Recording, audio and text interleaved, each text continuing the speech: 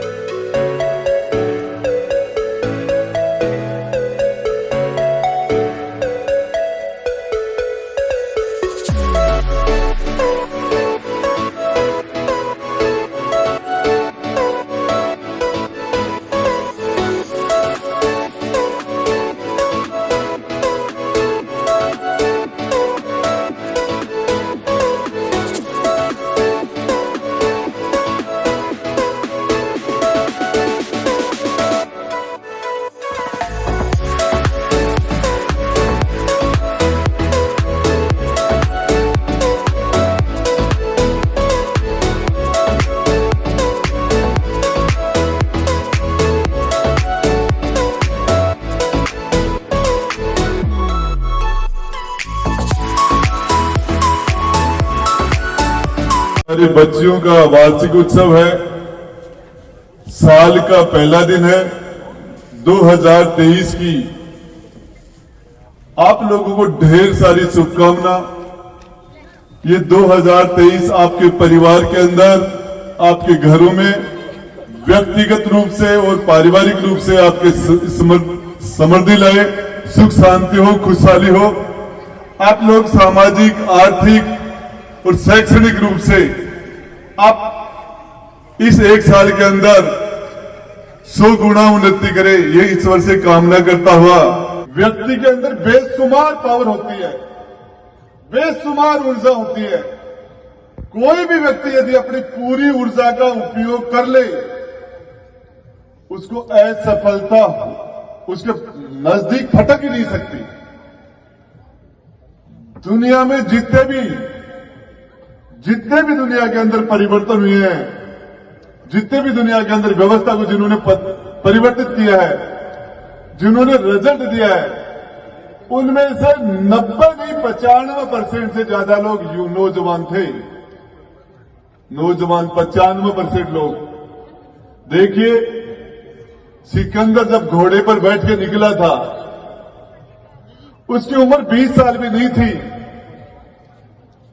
और पूरी दुनिया को, उस जमाने में पूरी दुनिया को घोड़े पर बैठ के पूरी दुनिया को जीत लिया कि मेरे उसके अंदर जज्बा था, और पूरी दुनिया को जीत के 27 साल का दुनिया से चला गया था। 27 साल का सिकंदर तो वापिस यहां परमात्मा के पास चला गया था। चाहे आदि शंकराचार्य हो, चाहे विवेकानंद जी हो, चाहे भगत सिंह जी हो, जितने भी लोगों ने रिजल्ट दिए हैं, वो सारे नौजवान थे। मैं विशेषकर मेरी छोटी बहनों से, बेटियों से, भाइयों से, बड़े भाइयों से बताना चाहता हूं, जिंदगी तो 17 से 27 साल के बीच की होती है। चाहे आदमी 100 साल का होकर दुनिया में से जाए, जिंदगी का पीरियड तो 17 से 27 के बीच का होता है। बेशुमार ऊर्जा होती है इस उम्र में, बेशुमार ऊर्जा, और जिम्मेदारियां बहुत कम। जैसे हम 17 से 27 के बाद में जाएंगे, हर बच्चा चाहता है जब उसकी उम्र 15 साल हो तो वो चाहता है वो 18 का हो जाए, 19 का हो जाए, 20 का हो जाए, बड़ा हो जाए। जैसे उसकी उम्र 25, 26, 27 होती है तो वो सोचता है कि इसमें से बाहर नहीं निकलूं। वो 28, 29, 30, 35, 40 का होना नहीं चाहता, उसी में रहना चाहता है। उम्र का, जिंदगी का गोल्डन पीरियड है 17 से 27। और इस उम्र में यदि जिस बच्चे ने 5 साल तपस्या कर ली, 5 साल तपस्या कर ली, स्कूल के बाद में, कॉलेज में आने के बाद 50 साल तक उसकी जिंदगी शानदार हो जाती है। 50 साल तक दुनिया उसके मुंह की तरफ देखती है। और जिसने 5 साल तक मौज मस्ती कर ली कॉलेज, स्कूल से निकलने के बाद, चाहे वो मोबाइल पर हो, चाहे दोस्तों के साथ हो, जिसने 5 साल मौज मस्ती कर ली, 50 साल तक दूसरे लोगों की तरफ देखता है। 5 साल जिसने कॉलेज से निकलने, स्कूल से निकलने के बाद मौज मस्ती की, 50 साल तक उसकी जिंदगी झंझूम हो जाती है। तो मेरी छोटी हमारी बेटियों से निवेदन है, आपके अंदर जितने भी संसाधन है, इनका पूरा प्रयोग करके, इसका पूरा प्रयोग करके आप कुछ भी रिजल्ट ले सकते हैं। चाहे आप स्पोर्ट्स में, खेल में जाए, चाहे आप पढ़ाई में जाए, आप दुनिया की, आज तो हमारे पास ऐसी टेक्नोलॉजी आ गई, हम इस मोबाइल पर, इस कंप्यूटर पर दुनिया के बेस्ट से बेस्ट कोच, दुनिया के बेस्ट से बेस्ट टीचर, उनसे हम डायरेक्ट क्लास ले सकते हैं। और ये जो जमाना आपको मिला, जितने संसाधन बढ़ने के रास्ते जो आपके खुले हैं, वो आपसे पहले वाली पीढ़ी के नहीं खुले थे। मैं तो एक ही, ज्यादा समय ले लेके मेरी बात को खत्म करता हुआ, मैं आज वार्षिक उत्सव में हूं और क्षेत्र के विकास की बात, राजनीति की बात, ये ज्यादा नहीं करना चाह रहा। मैं आपको एक चीज बताना चाह रहा हूं, मेरा राजनीति के अंदर कभी भी मैंने जिंदगी के अंदर कोई जातिवाद तो क्या होता है, बहुत दूर की बात है। परिवार भी बहुत दूर की बात है। जिस दिन न्याय और मेरे बेटे के बीच में फैसला करना होगा, वो फैसला महाराजा गंगा सिंह जैसा करूंगा। महाराजा गंगा सिंह ने अपने बेटे को फांसी पर लटका दिया था न्याय के लिए। जिस दिन क्या होता है जाति, क्या होता है परिवार, कुर्सी पर बैठ के आदमी को राजधर्म का पालन करना चाहिए। राजधर्म का सबसे कमजोर व्यक्ति है, उसका सबसे ज्यादा ध्यान रखना चाहिए। हमारे पास जो ताकत है, ये ताकत आप लोगों की दी हुई है। आज राजेंद्र गुड्डा की आवाज, चाहे पूरा मंत्रिमंडल हो, चाहे राजस्थान के पूरी 700 आईएएस और आईपीएस अधिकारी हो, चाहे प्राइवेट सेक्टर हो, चाहे सरकारी सेक्टर हो, उसमें आपके भाई राजेंद्र गुड्डा की आवाज से सामने वाले की नीचे की जमीन धस जाती है। ये ताकत मुझे आपने दी है, इस गरीब आदमी ने दी है, मेरे बड़े और छोटे भाई ने मुझे ये ताकत दी है। मुझे कभी भी, और मैं आपको बताना चाहता हूं, मैंने आपकी दी हुई ताकत का मैंने 100% सदुपयोग किया क्षेत्र के विकास के लिए, लोगों के साथ न्याय करने के लिए, सिर्फ मेरा कंपटीशन, सिर्फ मेरा राजेंद्र गुड्डा से कंपटीशन है। किससे कंपटीशन करूंगा मैं? 3-3 मैंने सरकारी कॉलेज बनाई, 3-3 तहसीलें बनाई, चाहे सड़कें हो, चाहे स्वास्थ्य हो, चाहे बिजली हो, चाहे पानी हो, चाहे लोगों की व्यक्तिगत पीड़ा सुनने का मामला हो, चाहे उदयपुर वाटिनी, झुंझुनू, सबसे आपको नई साल के ऊपर बताना चाहता हूं, आपके भाई राजेंद्र गुड्डा के पास राजस्थान में सबसे ज्यादा लोग इस उम्मीद से आते कि आदमी आपकी मदद करेगा। और मैं आपको बताना चाह रहा हूं, विशेषकर मैं मेरी बेटियों से कहना चाहता हूं, आपके माता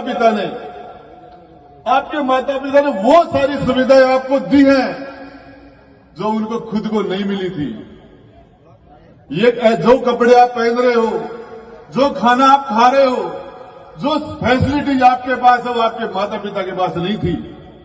और वो इस उम्मीद के साथ आपको घर से बाहर निकाला है कि बेटी आप पढ़ेगी और हमारा नाम रोशन करेगी, और हमारा, मेरे परिवार का, मेरे समाज का, मेरे गांव का हमारा नाम रोशन करेंगी। मैं एक चीज बताना चाहता हूं, जिस व्यक्ति ने चाहे वो बेटा हो चाहे बेटी, अपनी मां की बद्दुआ ले ली, वो जिंदगी के अंदर वो व्यक्ति सुखी नहीं रह सकता। और जिसने अपनी धर्म पत्नी की बद्दुआ ले ली आत्मा की, वो कभी आगे नहीं बढ़ सकता। जिसने अपनी धर्म पत्नी की, तो मैं विशेषकर हम ऐसा जिंदगी में कोई काम न करें, ऐसा काम जिससे कि हमारे माता पिता को यह कहते हुए शर्म आए कि ये बेटा ये बेटी मेरी है। कि सुंदरता की उम्र 20 साल होती है, ताकत की उम्र 30 साल होती है, व्यापार और बिजनेस और धन कमाने की उम्र 40 साल होती है, और बुद्धि की उम्र 50 साल होती है। जो फैसले 50 साल का आदमी कर सकता है, वो 15 साल के बच्चे नहीं कर सकते। और मैं बताना चाह रहा हूं, 15 साल के बच्चे, उनका जीवन शुरू नहीं हुआ, उनको पता नहीं होता, वो जानते नहीं है। आजकल आप सोच सकते हो प्यार क्या होता है। प्यार तो वो होता है, तो नरेंद्र मोदी विदेश के अंदर अपनी मां का नाम लेकर उसके जन्म के दिन याद करता है पीछे, तो रोने लग जाता है। ये मां और बेटे का प्यार, पहला प्यार, दादा का पोते का पहला प्यार दादा होता है, दादा का आखिरी प्यार पोता होता है, आखिरी दोस्त होता है उसका। मैं बताना चाह रहा हूं, इस दुनिया में मेरे यदि कोई सबसे ज्यादा कोई नजदीक मेरा कोई दोस्त है इस दुनिया में, वो मेरी बेटी है, 10वीं में पढ़ती है। जितना वो समझती है, कुछ दुनिया में कोई, मेरी मां के बाद में सबसे ज्यादा बेटी सौभाग्य होती है परिवार का, बेटी सौभाग्य। तो हमने, आप सोच सकते हो, एक आदमी, ऐसे लोग जिनके घरों में कुछ नहीं होता, गरीब परिवार के लोग हैं कि सोचते हैं कि मेरा कुछ भी हो जाओ, पूरी जान लगाते हैं कि मैं मेरी बहन की अच्छे परिवार में शादी कैसे करूं, मेरी बहन जिंदगी में सुखी कैसे रहे, इसका परिवार खुशहाल कैसे हो, इसके लिए भाई अपना जीवन दे देते हैं, माता पिता अपना पूरा जीवन दे देते हैं। वो प्यार है। एक बहन और भाई का प्यार कोई सोच सकता है। वो रक्षाबंधन में जिस बहन के भाई नहीं हो उसको पता होता भाई क्या है, भाई के बहन नहीं हो तो उसको रक्षाबंधन के दिन पता होता कि बहन क्या है। हमने इन चीजों को फिल्मों से, मोबाइल से इतना छोटा कर दिया, इतना सीमित कर दिया। प्यार तो मीरा ने भगवान कृष्ण से किया था, राधा ने कृष्ण से किया था। दुनिया के अंदर कोई भी मां अपने बेटा और बेटी के लिए जान दे सकती है। जब भी बेटे और बेटे की किडनी खराब हो जाती है, मैं आपको बताना चाह रहा हूं, लालू यादव के 8 या 9 बेटे बेटी हैं, लेकिन उसकी लालू यादव को जरूरत पड़ी बेटे 2 हैं।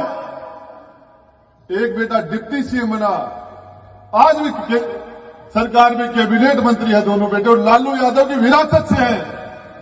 लेकिन जब लालू यादव बिहार के मुख्यमंत्री की किडनी खराब हुई तो उसकी बेटी आई आगे देने के लिए।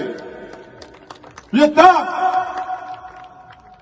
जो एक बेटी कर सकती है अपने पिता के लिए, किसी भी मायने में मैं उस बेटी को सलाम करता हूं, उसके जज्बे को सलाम करता हूं। लेकिन मैं आपको एक बात बताना चाह रहा हूं, आप लोग जो फैसले, एक जोड़ा बनता है पति और पत्नी का, उस जोड़े को परिवार के लोग, रिश्तेदार, दोस्त, हजारों लोग मिलकर आशीर्वाद देते हैं। बड़ी जुआरी, छोटी जुआरी, 3-3 पीढ़ी जाके, और जब पूरा उस बच्चे जोड़े को आशीर्वाद देते तब वो जोड़ा फलीभूत होता है। हमने जिस तरीके से ये पश्चिम का जो कल्चर है, उस कल्चर को हमने यहां अडॉप्ट कर लिया।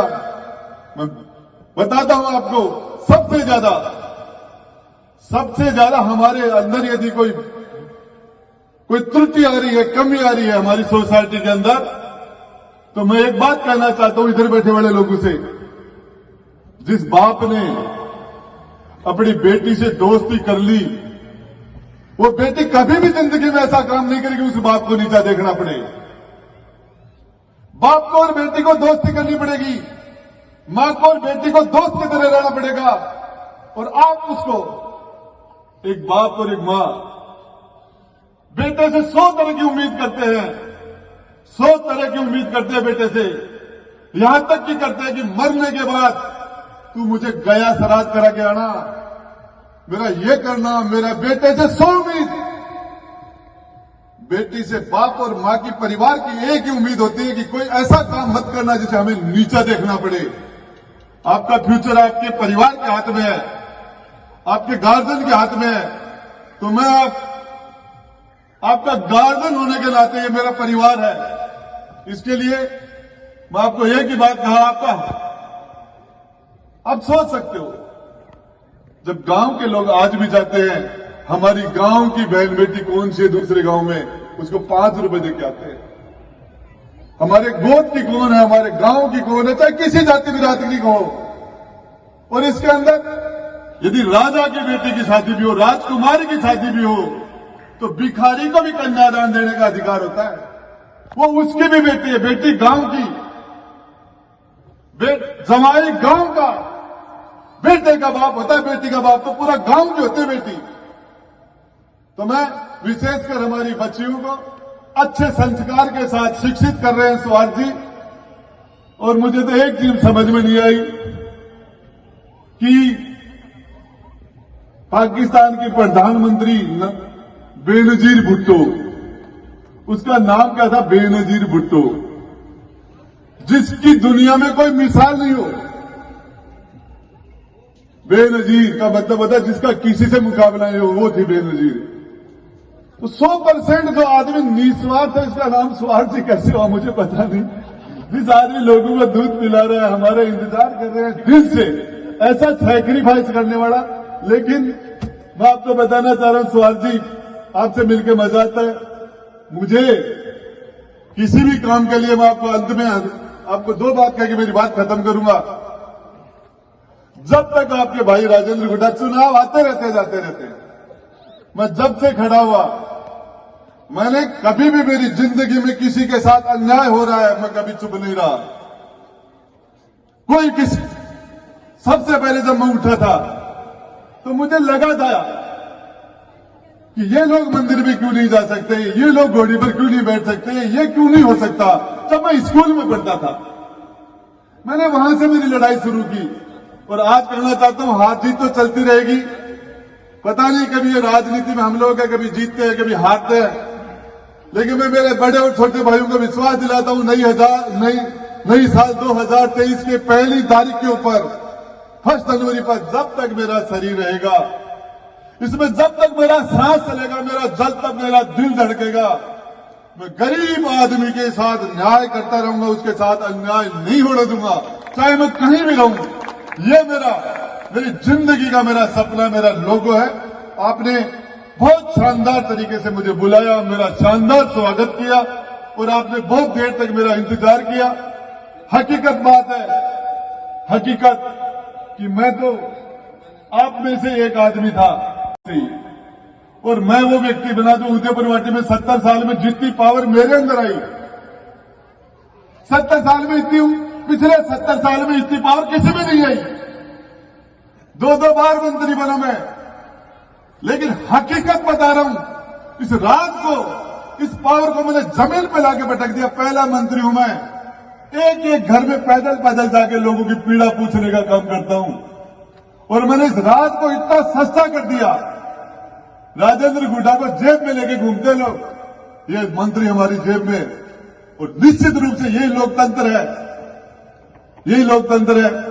मैं इस उदयपुर वाटी की जनता से, वाल्मीकि समाज से लेकर ब्राह्मण समाज तक 36 कौम के मेरे पास कोई बड़ी पार्टी नहीं थी, मेरे परिवार की कोई राजनीतिक पृष्ठभूमि भी नहीं।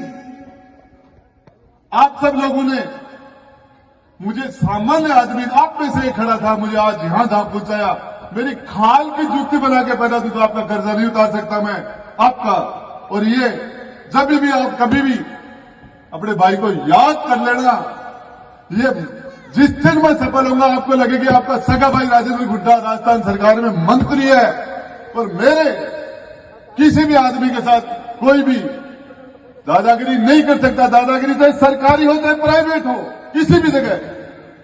और इसके लिए मैं तो एक ही बात कह के मेरी बात खत्म करता हूं। राजनीति में मुझे पता नहीं, ज्यादा आज सिस्टम नहीं जानता, लेकिन एक ही चीज है, मत सताओ गरीब को, वो रो देगा। पता चल गया भगवान को तो जड़ से खो देगा।